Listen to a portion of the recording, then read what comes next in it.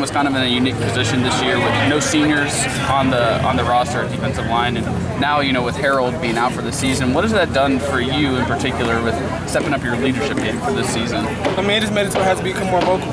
I think everyone kind of clings to a leader that's vocal and also leads by example. And so that's what I'm trying to do on off the field. I'm trying to advocate more for what we need to do.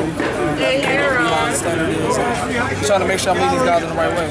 So leading in a positive manner. Is that a new experience for you? Have you always been more vocal, or? I haven't always been vocal, but I feel like I've always been like a more leader. I feel like I can lead pretty much anyone everywhere. Because there's different ways to lead. I think I can really adjust to people I'm working with. So I went to this camp called UTC about a couple months ago, ultimate training camp, and that really prepared me to be a leader right away. So. The impact of just having Harold around, does he provide support for you guys, just him being Harold, just being here? What does that mean to your unit? Just seeing him, kind of watching you guys practice. Having Harold here is definitely motivating. Seeing him here and just him being himself, him being funny and just being loud and just saying unquestionable things. So, it's definitely helped us get back on track. We need that vocal side of him that he has. So he definitely provided for us throughout this camp. What have you seen from Walter Brady early in camp here? Kind of running with the first string now. Oh, Walter, he can pick it up easy. Even though last year he didn't practice with us or anything, I believe last year. He's definitely a quick learner, and I expect him to be a great player this year. So we're gonna do big things. Is that impressive? To see a guy that's able to, even though he didn't get to practice last year. I feel like Walter's always been a hard worker. He's always worked hard, so it's not surprising at all. It's just a matter of whether or not he's gonna pick it up. And obviously, he has picked up the whole entire defense and his strength and everything. All aspects of his game is definitely improved. So.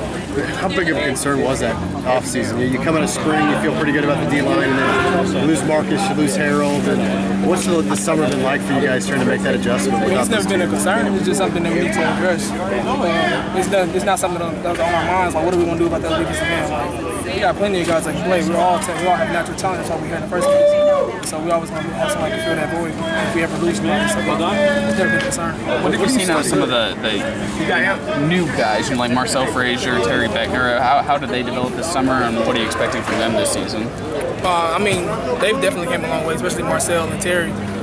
Came in, just stepped into a big role, them having to be 2, 3, whatever the case may be. Them just being able to pick it up, not just the stuff that we do on the field, but also off the field. The mental conditioning that we do through Coach Ivy, and also the strength and conditioning aspect. They've all improved their game, their strength, and everything like that. So, well, you mentioned going to that leadership seminar, the leadership camp. What did that teach you that you didn't already know? At UTC?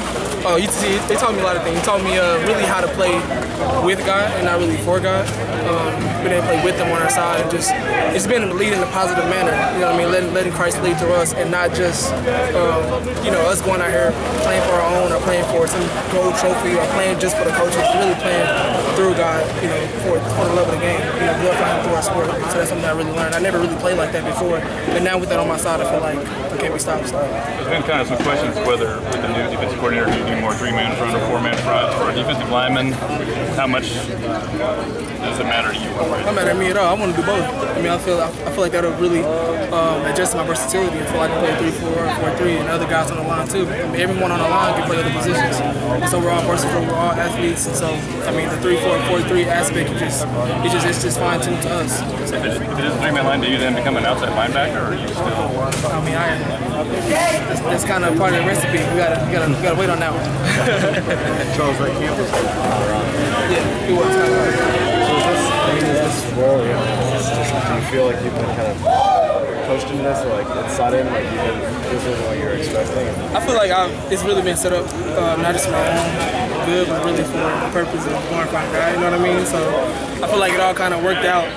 And I don't want to be selfish and say worked out for my good, but it worked out for the good of everyone. Everything that's happened, everything that the whole deal has been through, the guys that's exiting, guys that's leaving, guys that's coming, I feel like it's all going to work out for the very good. Did you guys ever have a conversation kind of about like you guys were going to be in different roles than we expected? You talking about the D-line? Yeah. We've all definitely A01. We've all talked. We haven't really talked about it. I feel like it's just something that we know. It doesn't matter what side of the ball we got to play. It doesn't matter what position. It's something that coach tells us, hey, you playing this side today. All right, bet. It ain't no problem. What made you feel like you needed to assume this? like that? Yeah. I feel like I'm just I feel like I'm, how can I say, very talented, very gifted, not just on football, but also just being leading through cards, leading through cards. I feel like that's something I have naturally. That's something that I just always had. I feel like I had to assume this role just so God be the better good. Charles, you had a pretty productive year last year, but then there were just a bunch of guys that could kind of step up on the line and kind of draw their own attention. There's going to be a lot more attention on you. I mean, from offensive linemen, how do you kind of how do you kind of handle that? Maybe some extra double teams and just some extra attention this season. Having extra attention and just extra double teams, I feel like I just have to fight through. You know what I mean? I have to really be a beast, be a savage, just fight through. Double teams, doesn't matter what they do. They send it back to me to help chip in on a pass rush, it doesn't matter. That's just me being a man, mano a mano. So that's how I deal with that. Josh and Ricky being backups to the guys inside now. How do you see them kind of taking on that bigger role? I'm glad they take up their roles. I love playing with them guys. Ricky, Big Josh, Walter, I love playing with them. You know what I mean? I know they're going to fight for me just so I can fight for them. That's something that we all definitely have. We hang out with each other on weekends. We're just really a unit. You know what I mean? Not that we was before, if we wasn't before, but now it's just more solidified that we know who's going to be in a position, and that now we can play off of each other, get our timing down, and everything like that. So it's great. You're rooming with Terry? Yeah, I'm rooming with Terry. Did he kind of show up knowing, hey, I've got a chance to play this year? How has he kind of accepted that? Oh, he stepped up to the challenge. I mean, I don't know if you guys seen the other day, but he had to do a little conditioning, whatever case may be. He didn't pout about it, anything. He said, okay, it's my fault. You know what I mean? I didn't work harder in high school, whatever case may be. And so I came in, and now I know what I got to do. And he stepped up to the plate. He got it done. I believe yesterday he finished all his conditioning and everything like that. So now he's ready to go. Not all freshmen defensive linemen play at SEC level, but is he physically there? I mean, does he have it? What it takes? The man is violent. I mean, the man is violent with his hands. That's something that we definitely preach, violent hands.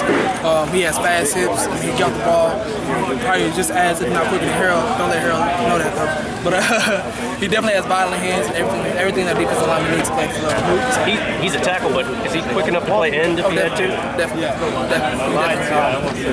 Charles, I want you to kind of look back a little bit on your recruitment. Coach Finkel was just kind of praising your athleticism. I always saw you as a basketball player. Can you just kind of take us back on your recruitment and how you ended up here at Mizzou? Let me see. Throwback. What's today? Friday? Saturday? Throwback Saturday. Throwback Saturday. How did it happen? So, I believe I came on a visit. First, I had got a call, and I came out to the office, Coach Hill, and it was in the office, Coach Tech, and it was like, we might have a scholarship for you. The key word was Mike, and I was like, oh, okay. And I didn't really want to take a visit that weekend, and on that Saturday, someone just told me to go down here, go ahead and go down there, and I woke up, made the drive down here. I mean, the whole campus was shut down. I think it was like Martin Luther King's birthday weekend or something like that, but everything was shut down, so I didn't really see anything. It was just more of a, if I wanted to come here, I should just come based off of, seeing the field and stuff like that. And so, what happened after that? And so I went back to school, didn't really think about it, didn't really think Mizzou was on call. And then, 2 days before signing day, Coach Hill called me and was like, we have a scholarship for you, but you have to take it right now. And I was like, before you finish the sentence, I was like, yeah, I'll take it, I don't care. Like, at that time I thought it was like partial scholarships, but then I didn't know they was either full or nothing. And so I was like, yeah, I'll take it. I don't care if 50%, like 70%, I'll take it. And so after that, that's all she wrote. So you almost didn't take this visit initially, right? Yeah, I did. I didn't want to take it. I woke up that morning and didn't want to take it. Why not? I mean, I just felt like, because he said Mike, he might have a scholarship for it. And so I was thinking like, well, Mike, that's not really good enough for me to drive 2 hours for no reason. And I think I had something else to do on that Saturday. I don't know what I was doing, but I had something else to do probably. So you wanted, I know you were a pretty big basketball player. What made you settle on football though? You said what? What made you settle on football though? I just got tired of basketball. I got burned out on it. Playing since I was 3 years old. Just really got tired of it. I hate suicides too. I can't stand suicides. So that's one. I think that practice before that day, we had suicides, and I was like, I can't be doing all the rest of my life. So decided to play football. Still the sprint though today. Yeah, football sprints. That's stuff I like. I like that type of stuff. Football conditioning is fun to me. So you feel like you made the right choice now? Yeah, definitely. Appreciate it, Charles. Thank you. You asked Terry Beckner about his favorite move, and it was stab club rip. Do you have a favorite move or go-to move that you? Same thing. It's really stab club rip. And then second, I got a counter move, which is my specialty. Can't really say that right now. All right. But stab club rip is mine too. All right. Thanks.